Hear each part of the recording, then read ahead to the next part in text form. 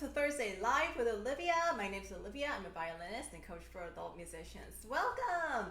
So today we are talking about double stops. We talked about it last week, so this is the part two.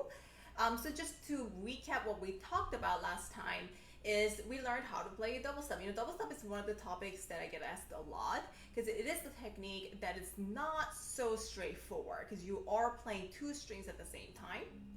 And a lot of times they can be tricky. You might get uneven sound, or it might just have that crunch. We all know what that is, that crunch, and we're just kind of wondering like how do I make it better? But when done right, it's so fascinating and so beautiful, and it adds so much texture and character to the music, and it's I think it's one of the techniques that are really brings out the beauty of the string instrument. So we want to do it well, but it's sometimes, especially when you are just learning or you haven't been playing the violin for that long, it can be very, very challenging to do. So last week we talked about how we get started on producing good sound when you're playing a double stop. So essentially, let's look at the science. We're just recapping the science. So you are playing two strings at the same time, meaning you have to get your bow hair on two strings evenly, and that's the key, evenly. And to do that, you can imagine there's an invisible string between your A and E string or any of the two strings that you're playing. In this case, I'm going to use the example of A and E. Put the bow on that invisible string, make sure the bow hair is touching both strings at the same time evenly, and we're going to pull. And that's how you get the double stop. That's what we talked about. So today we're going to talk about some troubleshooting. So when you try to do that, you might be able to get some sound out, but a lot of times it might end up sounding like this, or if you're adding the fingers, and you're wondering, I can't make it to sound, and I make sure my bow's touching two strings evenly, and it still doesn't sound ringing and beautiful and vibrant. And why is that? So let's talk about that. So I'm gonna give you some common mistakes or common things that are happening when you are getting these kind of crunchy and not very beautiful sound. One of it is it's not even. The weight is not even, and by that I mean you might start out evenly, but then something happens in the middle and you start to favor the other string. So you end up getting that kind of sound. That usually happens because the elbow is not in the right place. So what you have to do is make sure your elbow is on that invisible string. Not A, not E, on the invisible string.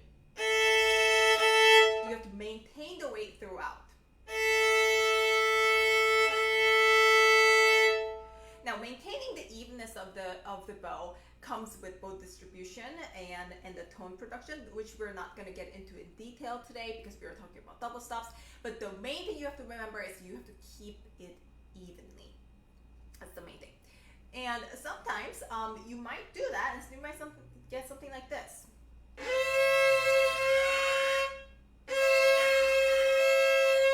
A lot of times that's because of your left hand. So when we play double stops, we have to make sure we are rounded and your fingertip is only touching the string that is supposed to be touching. Especially when you're playing something like this. You have to make sure your fingertip is not touching the E string and nicely rounded. Oftentimes when that happens, when you're touching the other string accidentally, that's because you're having I call this pancake fingers, kind of these flat fingertips going on, so you're not really rounded like that. So that's often what's coming out. So if you're consistently getting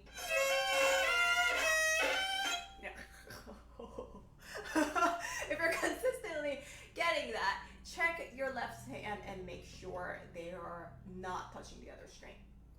Okay. So now, those are kind of the common things, but this is something that I want to really emphasize. Now, when we have a trouble, like when we have a problem, like this is not sounding right. It sounds crunchy, or it sounds whistly, or it doesn't sound beautiful. Our natural instinct is to go, why is it happening? Right? Why is it happening? Because we think that, if we figure out why it's happening, then we can figure out how we can fix it.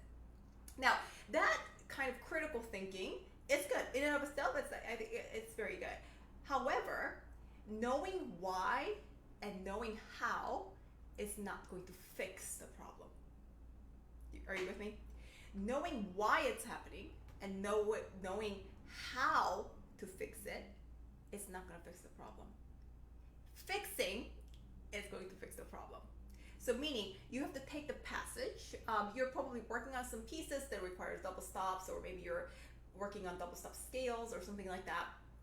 You have to put it into context. So I'll give you an example. So for example, hit something like this. This is from Sykes Concerto.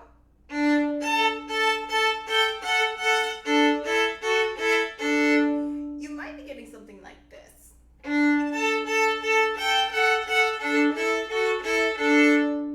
Now, this compared to is not as beautiful. So I'm gonna play again. Watch.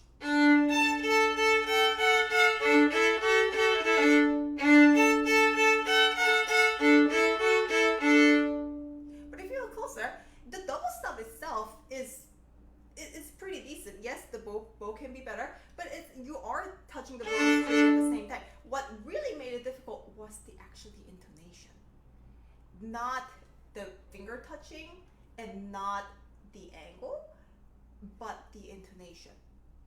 So when the good thing about thinking critically, thinking in why and how, is that we're actively listening, we're actively trying to find a solution. However, the danger of thinking that way is we get trapped in this cycle of overthinking. We spend so much time thinking about why it's happening and how to fix it and what's the reason. We think so much that we are not spending enough time fixing the problem. So I'm going to make this really simple and easy for you.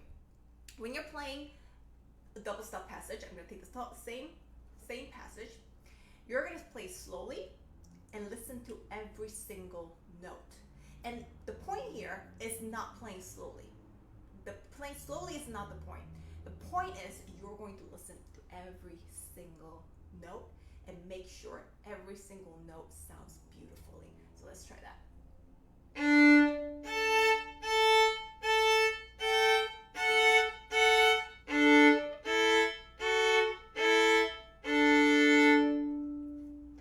Now, next, we are going to make sure your left hand is faster than your right hand. What do I mean by that? You're going to play your finger before you play your bow. So it looks something like this.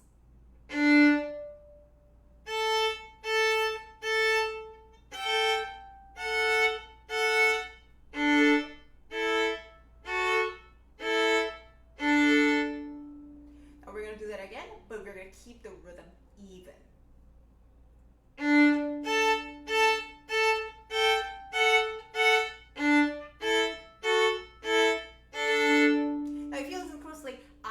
One note here.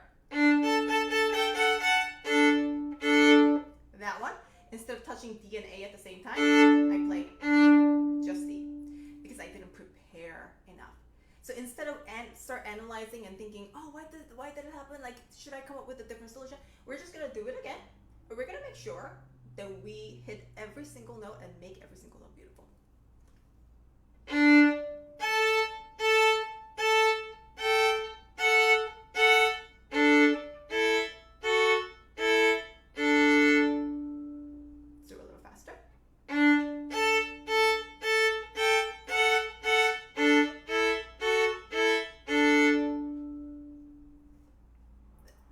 Smooth it out.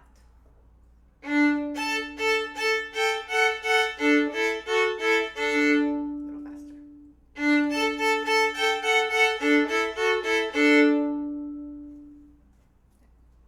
So first, we played it slowly, listening to every single note, making sure every single note is in tune and sounding beautiful. Now we're not worried about, the tempo or the rhythm, anything like this at this point. We're just making sure every single note sounds beautiful.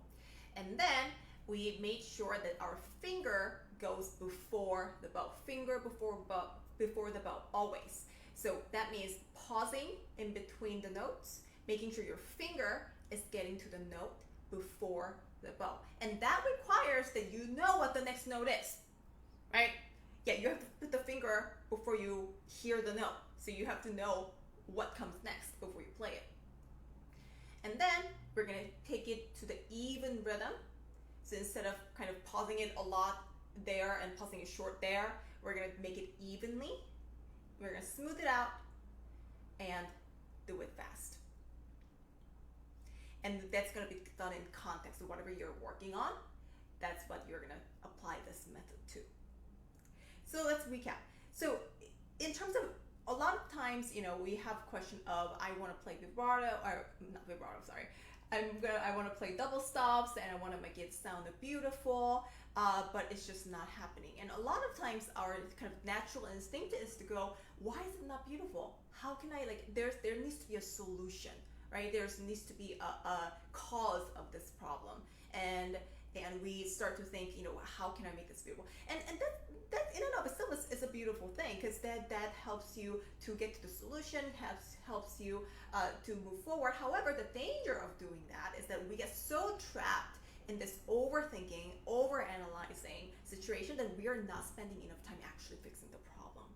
So to keep it very simple, so that you can get the results that you're looking for right away, and making sure every time you play your instrument, you are moving towards your goal, we're going to put this really simple. We're going to play each note beautifully, prepare your left hand before your right hand, play slowly, evenly, smooth it out, play faster. That's it. So I challenge you to apply this principle in your practice today, and let me know what you think, and let me know if that helps you in any ways. And let me know also, do you fall into this trap of overthinking, overanalyzing, and just trying to find the solution? Or maybe you're doing more repetition to find the solution and doing it over and over again and just see no results. I've been there. I've done that. When I was growing up, I practiced 5-6 hours a day on top of 3 or 4 hours of rehearsals every day, and I was practicing upwards of 10 to 12 hours. Oh my goodness, I don't even know. Yeah, I really did, because I was so passionate about it, and I really wanted to become a better musician. And it was really blood, sweat, and tears. And until I realized, I'm doing all this thing and I'm still not good enough. I'm still not getting to where I want to go. And then I thought, okay, maybe if I just analyze everything, I analyze every single thing and come up with a solution for every single problem that I have, I'll be all set and good. And that wasn't it either. And what I found out was really having this mindful practicing and mindful playing. And after spending 20 years trying to figure it out, I finally figured out the simplest and the best way to get there. So if any of this resonates with you, let me know. Leave a comment in this video, or DM me directly. I'd love to hear from you. So in terms of live, we're doing something a little bit different. So I actually won't be here next week for the live. We're introducing a little bit different system here. So, and you're going to see more posts that are a little bit different than what you've seen before. So stay tuned for that. So thank you so much for watching and joining, everyone, and I'll see you soon. Bye-bye.